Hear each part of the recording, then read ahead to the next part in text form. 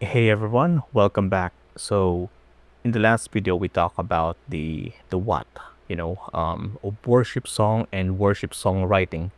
And for those who haven't watched it yet, we were not just talking about imagery like mountains, storms, shepherds, but rather we went deeper than that. So, explored what your song is actually for. So, what it's meant, your song meant to do in the heart of the worshiper, what it should cause people to feel, to think, or to respond to. And from there, we introduce different types of worship songs like call to worship, praise, adoration, thanksgiving, surrender, and more. We also give, specific or uh, worship songs titles, that's appropriate for those kinds of worship song types. So if you haven't seen that one yet, I really recommend you checking it out after this video. So it's a great foundation for everything that we are building on today, because today we are diving into something as important, just as the previous one, and that is the why of worship songwriting. Um, so why write a new worship song at all? When there are already thousands out there, why does your song, your perspective, your offering still matter? Whether you're just starting out or have been writing for years, 10 to 20 years, and coming back to the why helps us stay grounded, inspired, and aligned with God's purpose for our creativity. So let's get into it. Here's the three major reasons why we still need new worship songs. So, number one reason is because songwriting is a form of theological teaching. Over the years, I've realized that most people don't walk out of church, quoting the sermon word for word, but they often leave humming the song, sang during the service. And that is when it hit me. Worship songs also teach.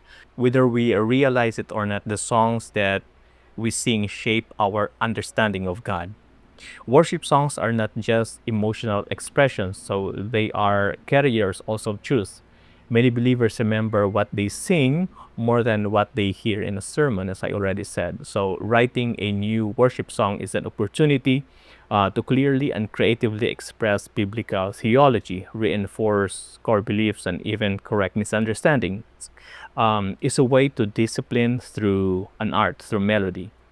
New songs can be crafted intentionally to reflect a fuller picture of who God is, what He has done, and how we are to respond. So, if we want healthy theology in the church, we need thoughtful, biblically grounded worship songs that communicate it well. And sometimes, yeah, and that's the reason that means writing them ourselves. So, I've heard a dozen times before, if we want songs that teach well, then we can't just rely on others to write them. We might be called to write them ourselves. So, going now to the second reason is because creativity reflects the image of God. So, this one is personal for me.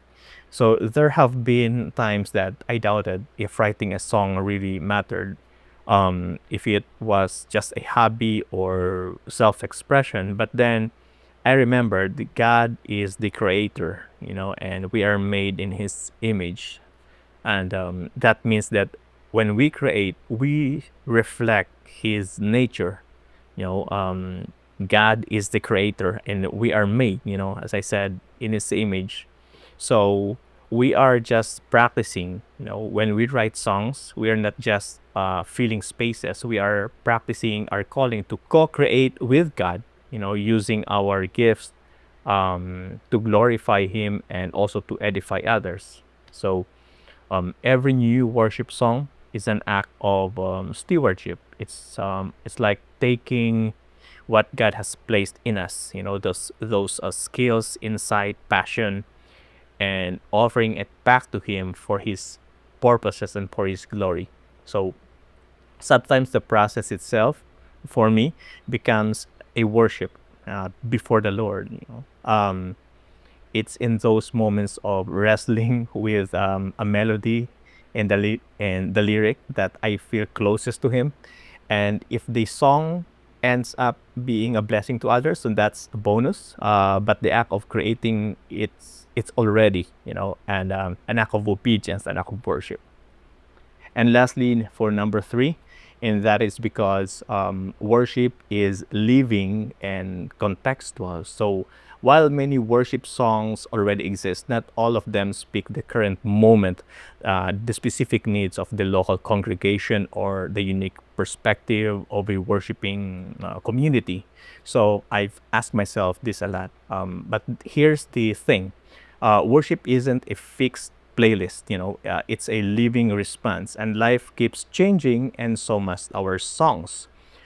Worship is a living expression of faith, so it grows, it evolves in response to what people are going through day by day. So not every worship song written 10, 20 years ago captures the language or longings of today, the issues, heart cries of this generation. So sometimes our local church faces something specific, a lost breakthrough, a shift in direction that existing songs don't quite express. And that's when writing a new song makes sense. Also, worship isn't a one size fits all. Different churches, different cultures and communities resonate with different sounds, expressions, the old songs, the way it's arranged or sung, and even the choice of words, might not reflect our culture today. So, and also the theological emphasis, that's which is, I would say, one of the important thing, a factor to a worship song. So, writing another worship song allows us to serve specific needs, teach a certain truth, and lead people more effectively in our context. So, in short, we don't write new songs because the old ones failed, but rather we write because worship is an ongoing conversation, and the church still has things to say even today. So, if you ever found yourself wondering, like, why am I still doing this? Or does writing another worship song really matter? I just want to say, yes, it does.